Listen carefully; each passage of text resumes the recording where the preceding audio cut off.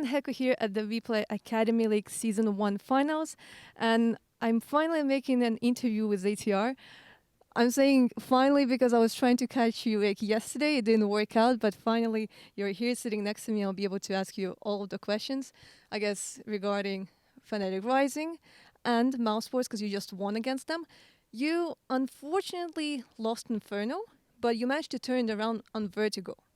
So I wonder, did you heavily anti-strat them or did you just play your own game? We barely anti-shotted them. Of course, we knew how they played, but we didn't really change much of our game because of that. Maybe more on Inferno actually, and we lost that pretty bad. But I think that was much more of we were not clicking as a team on that map, and we just played bad as a team, and that's why we lost, I believe. And when you took them to overtime and you won Vertigo, was that the moment you realized that you won the series since the next map would be Mirage?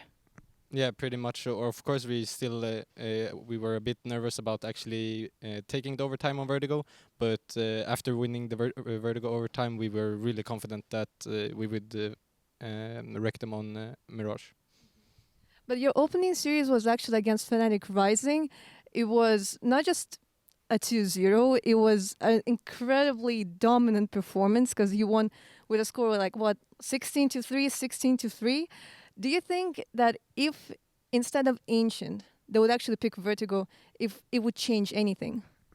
No, not really. We were anticipating that they would pick either of those two maps, and so we were ready for both of them. But I think the Ancient pick favored a bit more to our side because we watched some of their Ancient games and we weren't really that what do you say?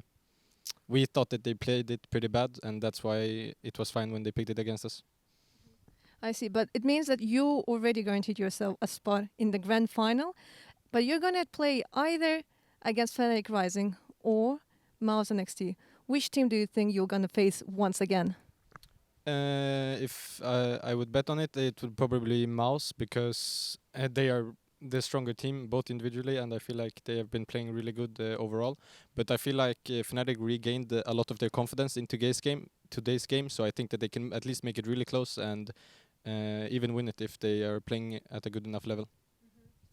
There are some questions that I would like to ask just specifically about you because I mean you are leading your team. You had experience of playing in the main roster of an IP, and you're like only 18 years old. All of this indicates that you have a really good understanding of the game.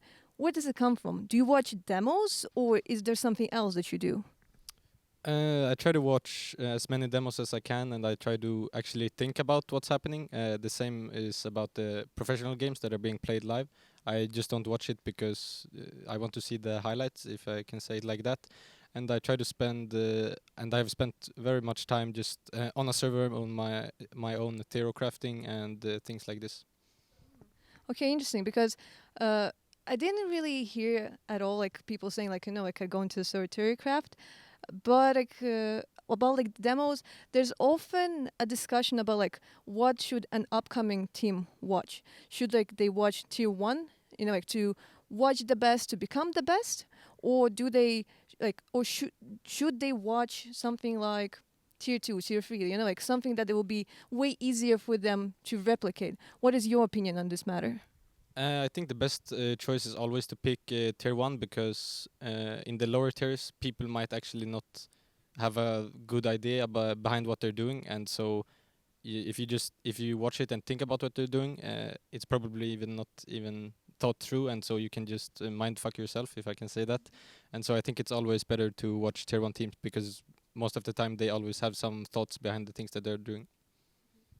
And when you're guiding your team, do you guide them right from beginning until until the end? And do you help them out, for example, like when you're already out of the round? Do you still keep on guiding them?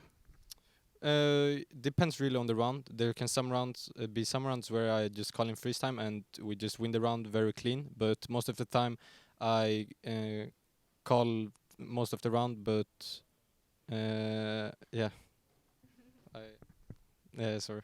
No, it's all good, so good. The one remaining question that I actually have is regarding your coach, because if I recall correctly, you actually shared your previous coach with the main roster, But now you actually have Slap, who is taking care of you, like he's spending 100% of his time to get with you. So wonder, what was the decision behind of this? Was it because the organization wanted you to have an actually dedicated coach, or because your previous coach is basically busy right now, like with the main team in the EPL? Yeah, threat to us. He's of course helped us a lot, but not obviously his priority has always been with the main team, and so they thought it was best for us to get a, as you said, more dedicated coach that can help us at all times when we practice and help us fix our problems. Thank you very much, ZTR. I will not delay you any longer because you had a really long day. You probably want to go relax, maybe hang out with your teammates. Before I send you away, would you like to say anything to your fans? Thank you to everyone who was watching and supporting this whole time when through my all time of playing, and thank you. Thank you very much, ZTR. Follow him on social medias, and I'll see you back again soon.